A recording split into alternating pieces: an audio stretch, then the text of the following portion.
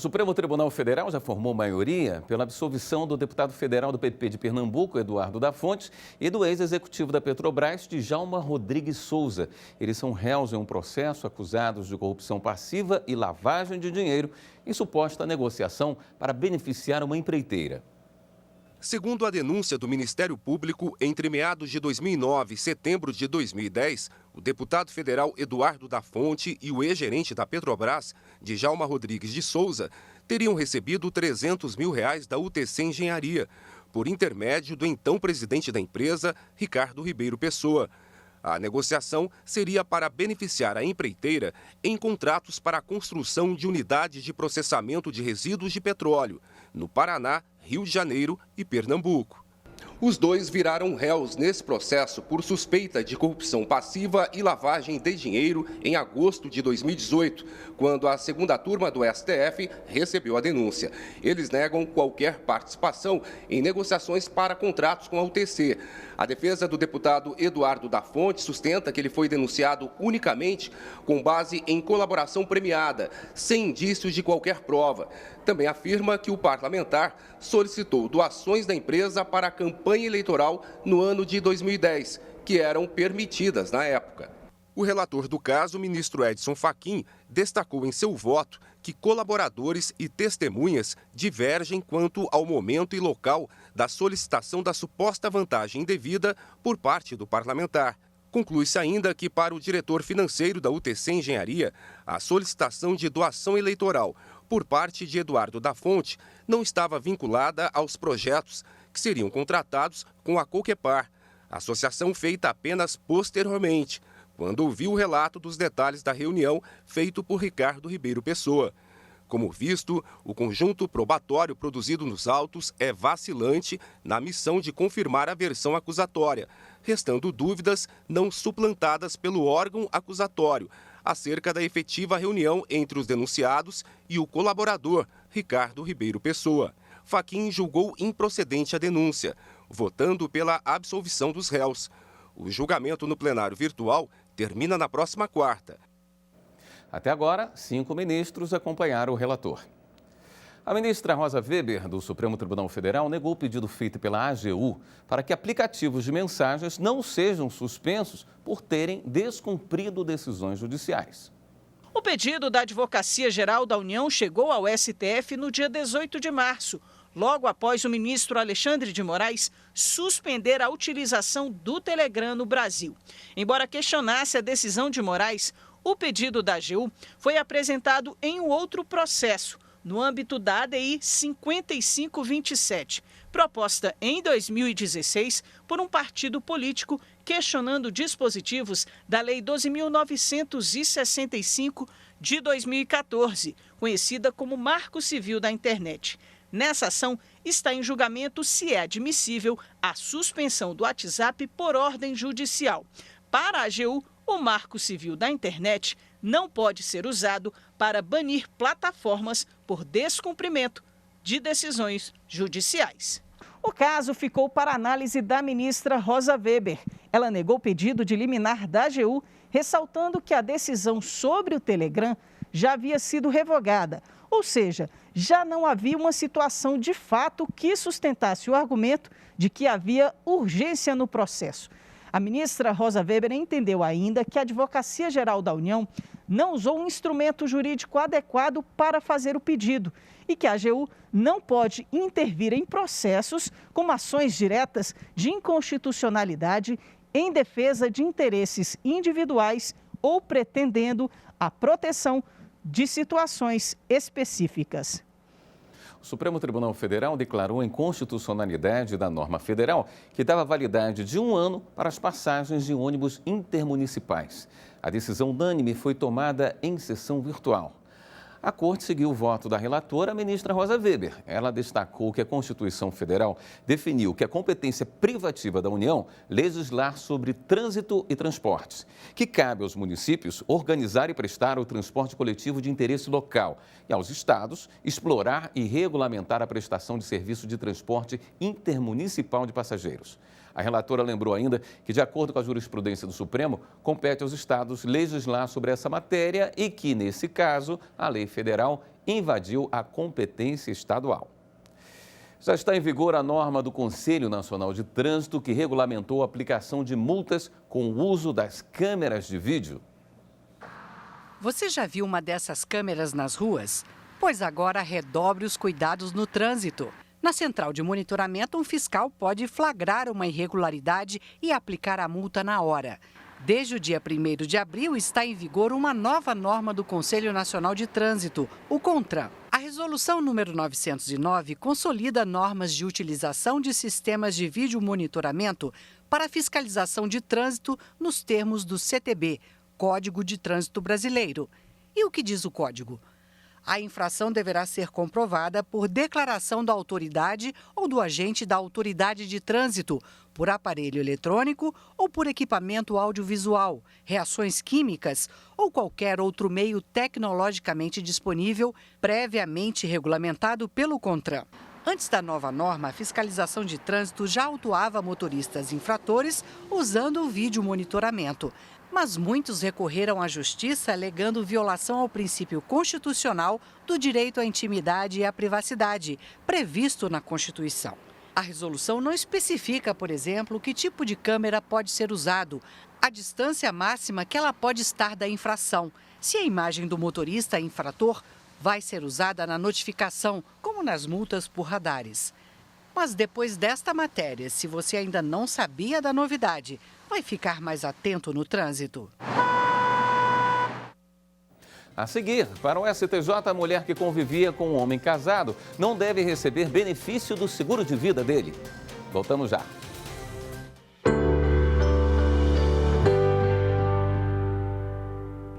A TV Justiça foi um grande avanço para levar conhecimento e direito para todos os brasileiros.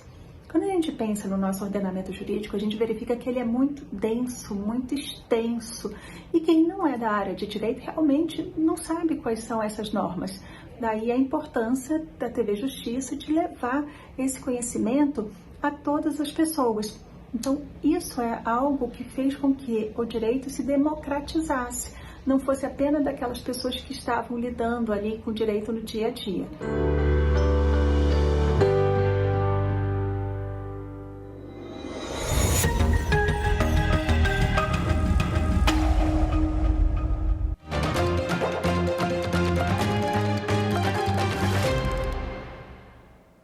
Uma mulher que convivia com um homem casado não pôde ser beneficiária dele em seguro de vida.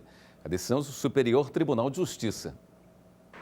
Os ministros da 4ª turma do STJ reformaram o acórdão do Tribunal de Justiça do Rio de Janeiro, que havia determinado o pagamento do valor do seguro de vida a uma mulher que mantinha relação com o segurado casado.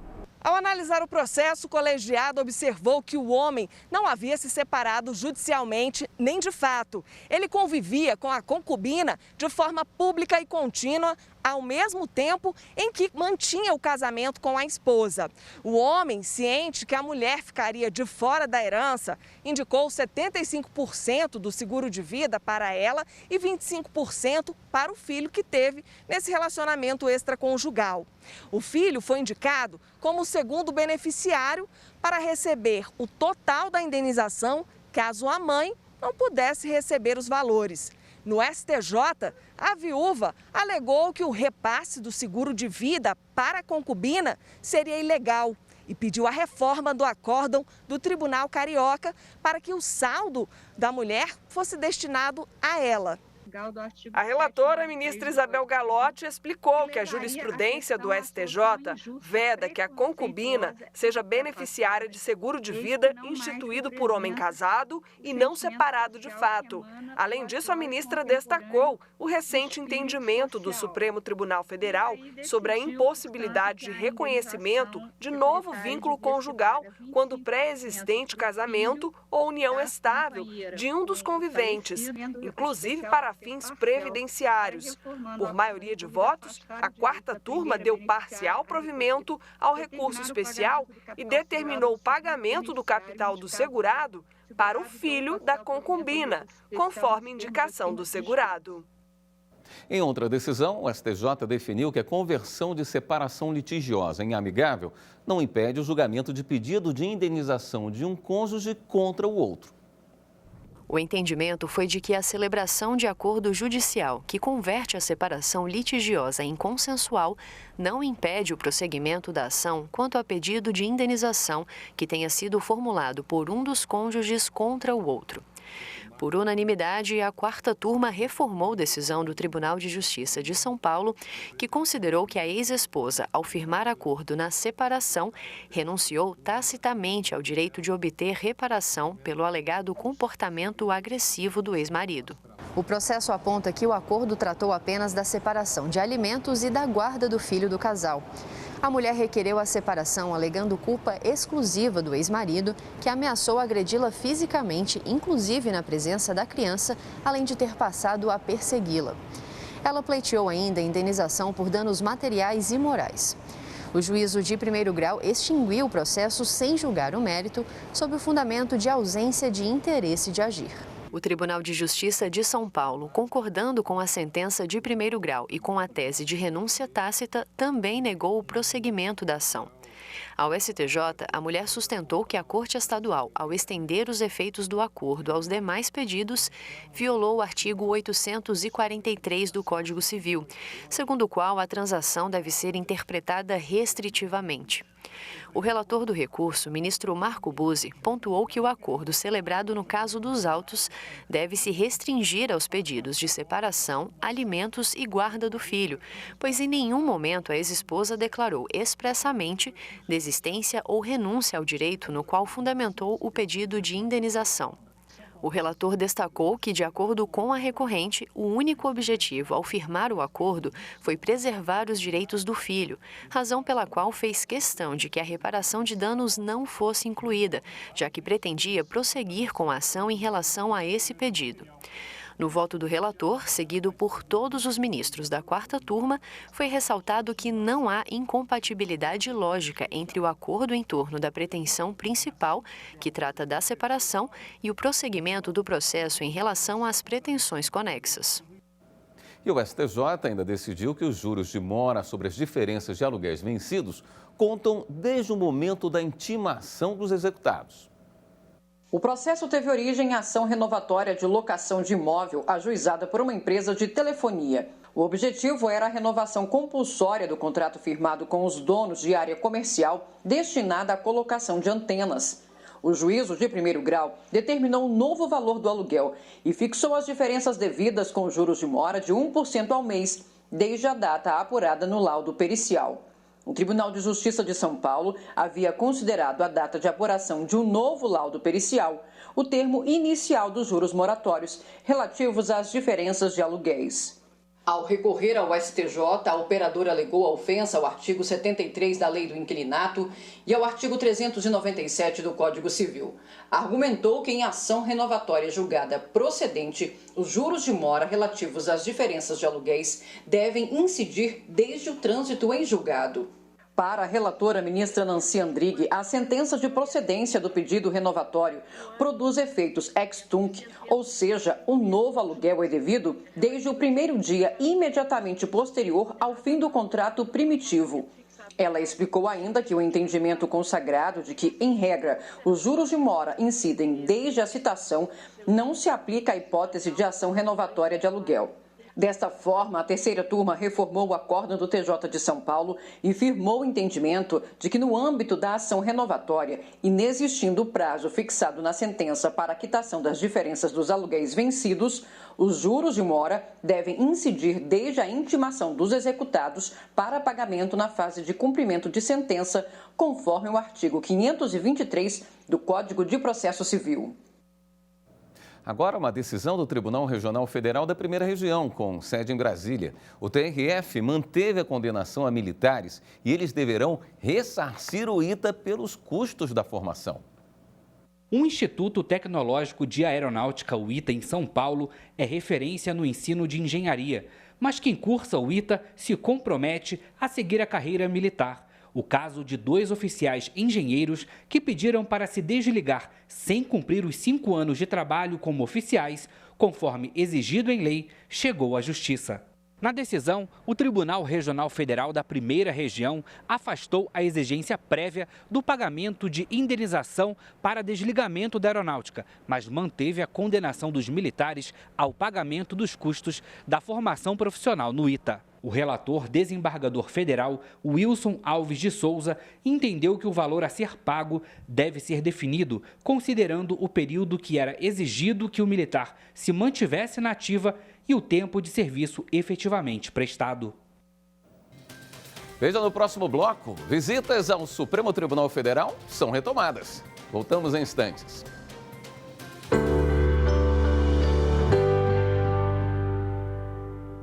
A TV Justiça é uma plataforma da cidadania brasileira. Por meio dela, as brasileiras e os brasileiros conseguem compreender melhor os seus direitos, as suas liberdades e se enxergarem enquanto protagonistas da Constituição para além do Poder Judiciário. Só é possível a cidadania e a democracia num país em que haja um espaço como a TV Justiça.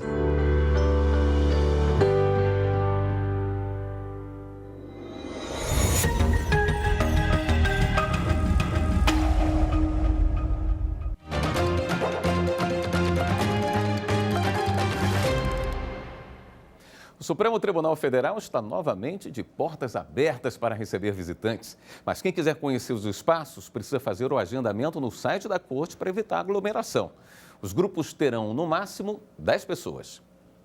Um passeio de cerca de 1 hora pelas dependências da Corte, onde o visitante entra em contato com 200 anos de história da justiça brasileira. No plenário, o guia vai explicar, por exemplo, como as sessões funcionam e quais os critérios para a escolha dos ministros. O Salão Nobre também está no roteiro. O local foi criado para receber autoridades do mundo inteiro com móveis do século XVIII e lustres de cristal. Outro local que chama a atenção é o Salão Branco, destinado a solenidades, como cumprimentos a ministros empossados ou homenageados. As visitas guiadas podem ser agendadas no site do STF ou então basta clicar neste QR Code que aparece na tela. Os interessados precisam respeitar alguns critérios. Agendamento prévio, apresentação da carteira de vacinação, redução dos grupos, os grupos serão menores, tanto que os agendamentos serão individuais. A TV Justiça completa 2 décadas neste ano. Para marcar a data, nós preparamos uma série de reportagens especiais. Será veiculada uma por mês, até agosto, mês do aniversário. Na reportagem de hoje, vamos mostrar como o canal administrado pelo Supremo Tribunal Federal conecta o judiciário ao cidadão, informando com transparência direitos e deveres de todos.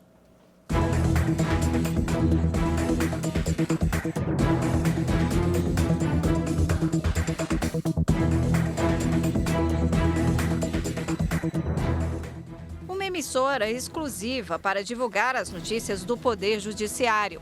A TV Justiça nasceu em 11 de agosto de 2002. A sanção da lei que criou a emissora ficou a cargo do então presidente do Supremo Tribunal Federal, ministro Marco Aurélio, que também presidia o Brasil de forma interina no lugar do presidente Fernando Henrique Cardoso. Com a TV Justiça, nós geramos um controle externo, quanto ao dia a dia do Judiciário, ao dia a dia do Ministério Público, da Defensoria Pública, da Advocacia Pública, da Advocacia Privada, e aproximamos o Judiciário da sociedade, do povo brasileiro. O horário nobre da TV Justiça é sempre às quartas e quintas-feiras, às 14h. É a transmissão ao vivo e na íntegra das sessões plenárias do Supremo Tribunal Federal.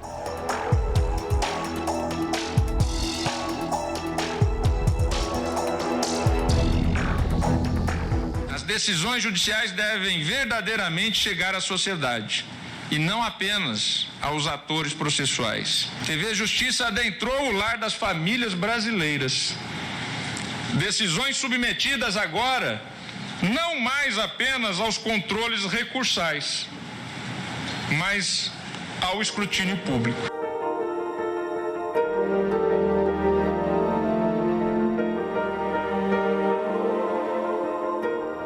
20 anos depois, já consolidada, a TV Justiça investe na produção de novos conteúdos e na busca de parcerias para aprimoramento técnico. O nosso objetivo é encontrar caminhos para que a TV e a Rádio Justiça, que fazem a cobertura do Poder Judiciário, busquem novas fontes de recursos financeiros fora do orçamento do Supremo Tribunal Federal, de outros tribunais ou de entidades mesmo do Judiciário.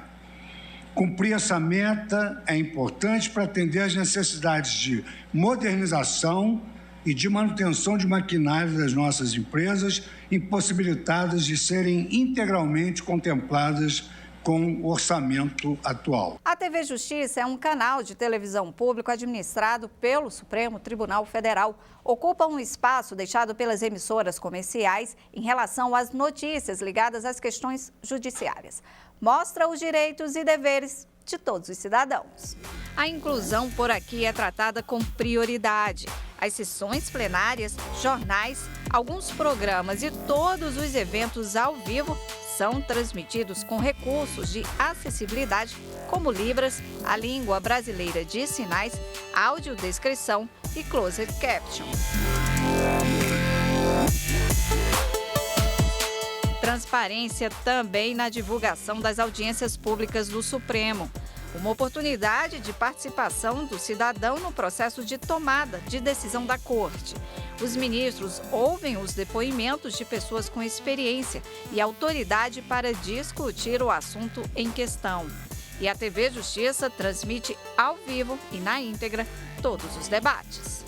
Esse diálogo é bom para o Supremo Tribunal Federal para melhorar seus argumentos, é bom para a universidade, para a academia se atualizar, e é bom para as instituições políticas e judiciais como um todo ter um acervo de informações de mais qualidade para repensar e pensar a decisão de forma mais crítica. São 24 horas por dia no ar. A TV Justiça trabalha com a perspectiva de informar, esclarecer e ampliar o acesso da sociedade à justiça.